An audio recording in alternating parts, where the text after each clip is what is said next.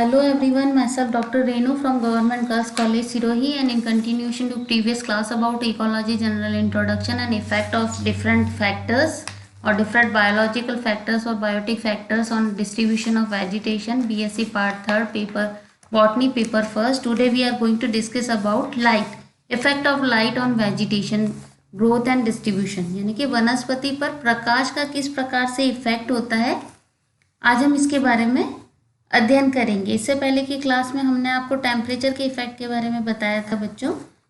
प्रकाश का जीवों के लिए अत्यंत महत्वपूर्ण पार्ट होता है। हमें पता है light is very much important for growth and development of everyone. And इस अनेक पादप की जो क्रियाएं होती है, प्लांट की बहुत सारी ऐसी फिजियोलॉजिकल प्रोसेस होती है बच्चों, जैसे कि transpiration, photosynthesis, plant movement, respiration, absorption, growth, plant hormones, ये सब क्या होते हैं, डायरेक्टली और इनडायरेक्टली जो होते हैं प्रकाश के द्वारा प्रभावित होते हैं। वनस्पति के विकास एवं विस्तार के लिए भी, यानी कि उसकी ग्रोथ, डेवलपमेंट और उसके डिस्ट्रीब्यूशन के लिए भी, उसके स्पीसीज कंपोजिशन के लिए भी प्रकाश की बहुत ही महत्वपूर्ण भूमिका होती है। हरे पौधे जिसकी हम बात करते हैं, ग्रीन प्लांट्स, उनके लिए तो सूर्य के प्रकाश की सहायता से ही हमें पता है कि फोटोसिंथेसिस की जो प्रोसेस होती है वही सिर्फ सनलाइट की प्रेजेंस में ही हो सकती है। बायोस्फीयर में जो हमें जैविक ऊर्जा का जो आधार है, जो भोजन, वो मेनली प्लांट्स को जो होता है वो फोटोसिंथेसिस के द्वारा ही मिलता है, और सूर्य ही हमारे पास में एकमात्र जो स्रोत है वो प्रकाश का है। सूर्य की जो रेडिएशन एनर्जी होती है और इलेक्ट्रोमैग्नेटिक रेज होती है, हमें पता है दो तरीके के भाग होते हैं उसमें। जो विजिबल स्पेक्ट्रम में हमें दिखाई देते हैं, जिसे हम विजिबल लाइट कहते हैं, वो वाला जो पोर्शन होता है, पृथ्वी तक पहुंचने वाले जो विकिरण होते हैं, वो 300 नैनोमीटर से 1000 नैनोमीटर के जो तरंग दैर्ध्य वाले होते हैं, वो वाला प्रकाश होता है जो हमें विजिबल लाइट की फॉर्म में दिखाई देता है, और प्लांट्स जिस लाइट का उपयोग करते हैं। अब हमें पता है कि प्रकाश की जो विभिन्न अवस्थाएं या गुण होते हैं, जैसे कि लाइट की इंटेंसिटी होती है, हमें पता है लाइट की क्वालिटी और वेवलेंथ होता है, यानी कि हम प्रकाश की तीव्रता की बात कर रहे हैं, प्रकाश का जो तरंग दैर्ध्य होता है उसकी, और दीप्तकालिता एक और जो गुण होता है, ड्यूरेशन ऑफ लाइट। तो अलग अलग चीज़ों का प्लांट की जो ग्रोथ एंड डिस्ट्रीब्यूशन होता है या उसकी जो वर्गीकरण होता है उस पर क्या इफेक्ट होता है। तो सबसे पहला जो हम ले रहे हैं वो ले रहे हैं कि प्रकाश की तीव्रता का, यानी कि लाइट की इंटेंसिटी जो होती है वो पादप के वर्गीकरण को किस प्रकार से प्रभावित करती है। तो हमें पता है कि प्रकाश की तीव्रता अनेक परिस्थितियाँ होती है, जैसे कि वायुमंडलीय गैसें होती है, वायुमंडल में बहुत सारे सॉइल पार्टिकल्स होते हैं, और जल में घुलित हुए मृदा कण होते हैं, प्लैंकटॉन्स होते हैं, वनस्पति का स्तरीकरण होता है। ये सब अलग अलग चीज़ों पर लाइट की जो इंटेंसिटी होती है वो अलग अलग तरीके से डिपेंड की हुई होती है, वेरी करती है, और उसके अकॉर्डिंग ही, इसके अकॉर्डिंग ही इनका डिस्ट्रीब्यूशन जो होता है वो किस प्रकार से इफेक्ट करता है, और पौधों की किस प्रकार की श्रेणियाँ बनाई जा सकती है, उसके हिसाब से बच्चों पौधों में हम लेवल्स अगर हम बताएं तो किस प्रकार से पौधे पाए जाते हैं। समुद्र तल से ऊंचाई पर भी इसका इफेक्ट होता है, बादलों के बनने के दौरान प्रकाश की तीव्रता किस प्रकार की होती है, टेम्परेचर का क्या इफेक्ट होता है, ये सारी चीज़ें जब मिल करके प्लांट्स को डिवाइड करती है कि कितने प्रकार के प्लांट्स हो सकते हैं। तो देखिए कितने प्रकार के बता रखे हैं कि छायातापी प्लांट्स होते हैं, जिनको छाया यानी कि लो टेम्परेचर जिनको प्रेजेंट अच्छा लगता है अपनी ग्रोथ एंड डेवलपमेंट के लिए, उन्हें हम छायातापी कहते हैं। दूसरे सूर्यतापी होते हैं जो हाई टेम्परेचर यानी कि सूर्य के डायरेक्ट टेम्परेचर को भी सहन कर सकते हैं, उन वाले प्लांट्स को हम इसके अंदर रखते हैं। विकल्पी छायातापी होते हैं, यानी कि ये वो होते हैं जिनको ऑब्लिकेट, जिन्हें आप बात करते हैं, एक होता है ऑब्लिकेट, एक होता है फैकल्टेटिव। तो ऑब्लिकेट की जब हम बात करते हैं तो वो होते तो छायातापी हैं, लेकिन कुछ टाइम के लिए अगर उनको सूर्य के तापमान की ज़्यादा भी अवेलेबिलिटी मिल जाए तो वो इस प्रकार के एटमॉस्फेयर में भी सर्वाइव कर सकते हैं। चौथा जो होता है वो विकल्पी सूर्यतापी होते हैं, यानी कि ये सूर्यतापी तो होते ही हैं, लेकिन कभी कभी ये जो कम टेम्परेचर की जो अवस्थाएं होती है छायातापी की तरह भी बिहेव करके अपने आप के ग्रोथ को मेंटेन कर सकते हैं। और प्रकाश की अवधि के अकॉर्डिंग, यानी कि हम बात कर रहे हैं ड्यूरेशन ऑफ लाइट, कितना प्रकाश काल होता है, कितनी duration of total light period होता है इन अ ईयर, मतलब एक साल में अगर हम बात करें। और दैनिक प्रकाश काल की अवधि होती है वो अलग अलग स्थानों पर और अलग अलग पौधों की संरचनाओं पर अलग अलग प्रकार से इफेक्ट डालती हैं। जैसे वेजिटेटिव और रिप्रोडक्टिव स्ट्रक्चर जो होती हैं थी प्लांट्स में, उस पर अलग प्रकार से इफेक्ट डालती हैं कि, और इस प्रकार की जो इफेक्ट होता है उसे हम दीप्तकालिता कहते हैं। Effect of light on plants कैसे हो सकता है, तो प्रत्यक्ष और अप्रत्यक्ष रूप से हमें पता है पादप के जीवन को जो प्रकाश संश्लेषण होता है या ये जो प्रकाश की ड्यूरेशन होती है वो इफेक्ट करती है।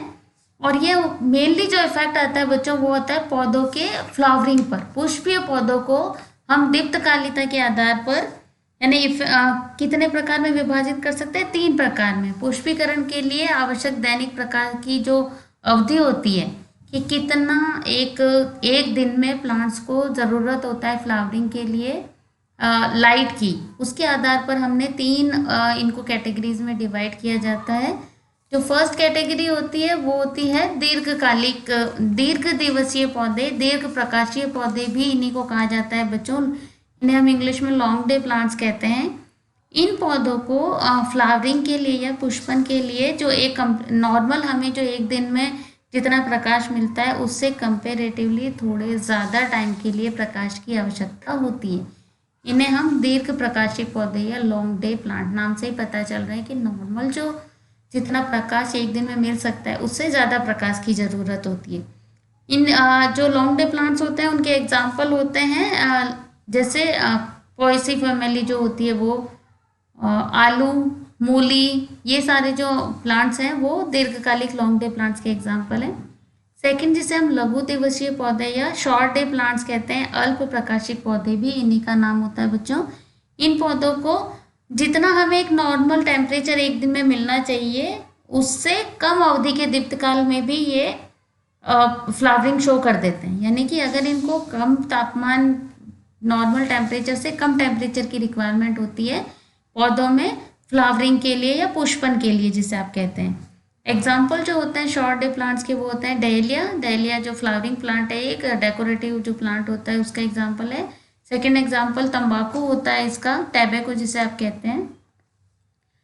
थर्ड जो कैटेगरी होती है वो प्रकाश अप्रभावी पौधे होते हैं जिन्हें हम डे न्यूट्रल प्लांट्स भी कहते हैं। प्रकाश अप्रभावी पौधे, इन पौधों में क्या होता है बच्चों की जो दीप्तकाल लंबा होता है उसका कोई इफेक्ट ही नहीं होता, अर्थात ये क्या करते हैं कि निर्णायक दीप्तकाल के प्रति उदासीनता शो करते हैं। ये न्यूट्रल होते हैं। अगर इनको एक जो टेम्परेचर मिल रहा है उससे कभी ज़्यादा टेम्परेचर भी मिले, जैसे अगर ये लॉन्ग डे वाला टेम्परेचर भी मिल जाए तो भी ये न्यूट्रल रहेंगे, इनकी ग्रोथ पर कोई इफेक्ट नहीं होगा। और अगर इनको शॉर्ट पीरियड वाला शॉर्ट डे प्लांट्स की तरह भी टेम्परेचर मिल जाए तो भी इनकी ग्रोथ में या इनकी फ्लावरिंग में किसी प्रकार का कोई चेंजेस नहीं आता है।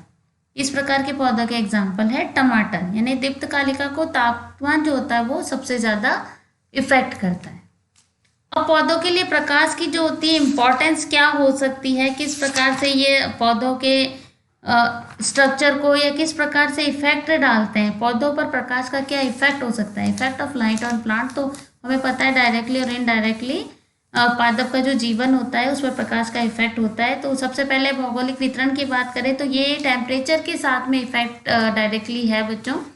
हमने इससे पहले की क्लास में आपको बताया था कि भौगोलिक वितरण किस प्रकार से टेम्परेचर के साथ में इफेक्ट हो रहा है। तो वो जो टेम्परेचर वाला इफेक्ट है वही के वही इफेक्ट जो होता है वो प्रकाश के साथ में जो वेजिटेशन का डिस्ट्रीब्यूशन होता है वो शो करता है।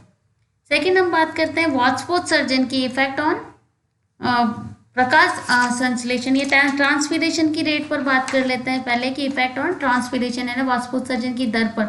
तो हमें पता है कि पौधों में गैसों का जो आदान प्रदान होता है वो स्टोमेटा प्रेजेंट होते हैं इनके एपिडर्मिस पर, उनके द्वारा होता है। ये जो स्टोमेटा होता है उनका जो खुलना और बंद होना होता है वही जो ट्रांसपीरेशन की रेट को कंट्रोल करता है। तो अगर लाइट ज़्यादा है तो ये डायरेक्टली प्रोपोर्शनल होता है बच्चों की प्रकाश की उपस्थिति में। ये जो स्टोमेटा की जो गार्ड सेल्स होती हैं वो टर्जिडिटी ज़्यादा हो जाती है तो रंध्र खुल जाते हैं। और प्रकाश की अनुपस्थिति में क्या होता है कि ये वापस से टर्जिडिटी डिक्रीज हो जाती है तो transpiration rate of transpiration decrease हो जाएगी, क्योंकि ये जो सेल्स होती हैं वो वापस से अशून्यता जिसे आप कहते हैं कि वापस से टर्जिडिटी जो होती है वो डिक्रीज हो जाती है, यानी कि वो स्टोमेटा जो होते हैं वापस से बंद हो जाते हैं। यानी कि अगर प्रकाश ज़्यादा है, प्रकाश की उपस्थिति में स्टोमेटा खुलेंगे तो वाष्पोत्सर्जन की दर ज़्यादा हो जाएगी, और अगर प्रकाश कम है तो वाष्पोत्सर्जन की दर भी जो होती है वो कम हो जाती है। तो यानी कि डायरेक्टली प्रोपोर्शनल एक रिलेशनशिप होती है। और प्रकाश संश्लेषण पर इसका क्या इफेक्ट होता है? इफेक्ट ऑन फोटोसिंथेसिस अगर हम बात करें तो हरे पौधों में हमें पता है कि प्रकाश संश्लेषण प्रकाश और जल की उपस्थिति में ही कार्बन डाइऑक्साइड का उपयोग करते हैं और कार्बोहाइड्रेट का निर्माण करते हैं। इस प्रक्रिया को हम फोटोसिंथेसिस कहते हैं, यानी कि खाना बनाते हैं। और क्लोरोफिल का भी निर्माण होता है। क्लोरोफिल जो होता है वो इसी प्रोसेस में पार्टिसिपेट, मतलब क्लोरोफिल की वजह से ही प्रकाश संश्लेषण की क्रिया कर पाते हैं प्लांट। तो ये जो रिएक्शन होती है उसे हम प्रकाशिक अभिक्रिया में फोटोफॉस्फोराइलेशन कहते हैं। इसमें क्या होता है, सौर ऊर्जा से एटीपी का निर्माण होता है, यानी कि जो सौर ऊर्जा है वो केमिकल एनर्जी में कन्वर्ट होती है और ऊर्जा का निर्माण होता है, लेकिन एटीपी की फॉर्म में। और जल का प्रकाश की उपस्थिति में हमें क्या आता है, फोटोलाइसिस ऑफ वाटर होती है, जिसे आप जलीय अपघटन की क्रिया कहते हैं। और जो एंजाइम काम में होता है वो NADH2 काम में आता है। तो डायरेक्टली हम क्या बता रहे हैं बच्चों कि प्रकाश पर डायरेक्टली इफेक्ट होता है। प्रकाश संश्लेषण की क्रिया और क्लोरोफिल का निर्माण जो होता है वो प्रकाश पर डायरेक्टली प्रभावित होता है। अब पर्ण के रंध्रों का खुलना और बंद होना वो वाष्पोत्सर्जन की दर के इफेक्ट में ही हमने आपको समझा दिया था कि अगर प्रकाश ज़्यादा है तो डेफिनेटली स्टोमेटा ओपन होंगे, टर्जिडिटी ज़्यादा होगी और एडवर्स इफेक्ट होने पर स्टोमेटा बंद हो जाते हैं। रेट ऑफ रेस्पिरेशन बढ़ती है बच्चों, हमें पता है कि रेट ऑफ रेस्पिरेशन का भी डायरेक्टली इफेक्ट होता है। प्रकाश श्वसन की क्रिया को अप्रत्यक्ष रूप से प्रभावित करता है। डायरेक्टली तो कोई इफेक्ट हमें पता नहीं है, लेकिन इनडायरेक्टली जो होता है वो प्रकाश की तीव्रता में श्वसन में भी बढ़ोतरी होती है। श्वसन की दर में वृद्धि जो होती है वो परमेबिलिटी ऑफ सेल मेम्ब्रेन और विस्कोसिटी पर इफेक्ट करती है। यानी प्रकाश जो होता है वो अप्रत्यक्ष तरीके से श्वसन की दर को प्रभावित करता है। इन जनरल सामान्यतः अगर हम बात करें तो श्वसन की दर बढ़ जाती है प्रकाश की दर बढ़ने पर। अब ग्रोथ पर क्या इफेक्ट होता है प्लांट की, तो हमें पता है कि बीजों का जो अंकुरण की अगर हम बात करें, जर्मिनेशन की बात करें, सीडलिंग फॉर्मेशन, पत्तियों का फैलना, पत्तियों का सिकुड़ना, न्यू बर्ड्स का बनना, प्रोरोसीड्स का बढ़ना, जिसे आप रूट कैप रूट विभज्योतक की बात करते हैं, मेरिस्टेमेटिक टिश्यूज का बनना, ये सब की सारी चीज़ें होती है वो इफेक्ट करती हैं प्लांट्स के लाइट की प्रेजेंस और एब्सेंस में। प्रकाश अगर उपस्थित है तो वृद्धि डेफिनेटली अच्छे तरीके से होती है, प्लांट्स की ग्रोथ इफेक्ट करती है, डेफिनेटली डायरेक्टली प्रोपोर्शनल होती है। अगर अच्छे हमें प्रकाश जितनी ज़रूरत है उतना मिल रहा है तो पौधे की वृद्धि अच्छे से होती है, लेकिन अगर उनको प्रकाश नहीं मिल पाता है जितनी उनको रिक्वायरमेंट है तो वो एडवर्स इफेक्ट डालता है। मूवमेंट पर भी मूवमेंट का हमने टेम्परेचर के साथ में इफेक्ट पहले ही बच्चों आपको बता रखा है कि मूवमेंट पर इफेक्ट किस प्रकार से होता है। अब हम बात करें कि स्ट्रक्चर पर किस प्रकार से इफेक्ट हो सकता है, तो डेफिनेटली इंटरनल और एक्सटर्नल जो पादप की संरचना होती है, प्रकाश प्रमुख रूप से आंतरिक संरचना को प्रभावित करता है, वो भी किसकी, लीफ की। क्योंकि जो डाइकॉट्स होते हैं उसकी पत्तियों पर प्रकाश की जो असमान मात्रा अगर पड़े तो वो जो पर्ण मध्योतक जो होता है वो दो प्रकार के उत्तकों का बना होता है, हमें पता है। पहली साइड टिश्यू की बात कर रहे हैं हम, और नीचे की तरफ जो स्पॉन्जी पेरेन्काइमा पाया जाता है उसकी बात कर रहे हैं। तो इस प्रकार का ये जो डिफ्रेंशिएशन होता है, पर्ण मध्योतक का ये जो विभेदन होता है वो दोनों सतहों पर प्रकाश की असमान मात्रा के कारण होता है।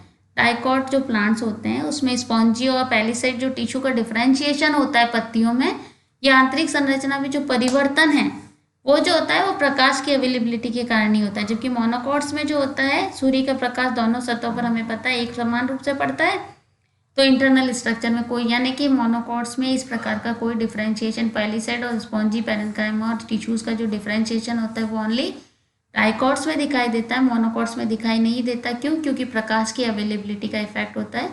पत्ती के दोनों तरफ समान रूप से पड़ रहा है मोनोकॉट में तो डिफरेंशिएशन नहीं हुआ, लेकिन डाइकॉट में असमान तरीके से पड़ता है तो डेफिनेटली इंटरनल स्ट्रक्चर में भी चेंजेस आते हैं।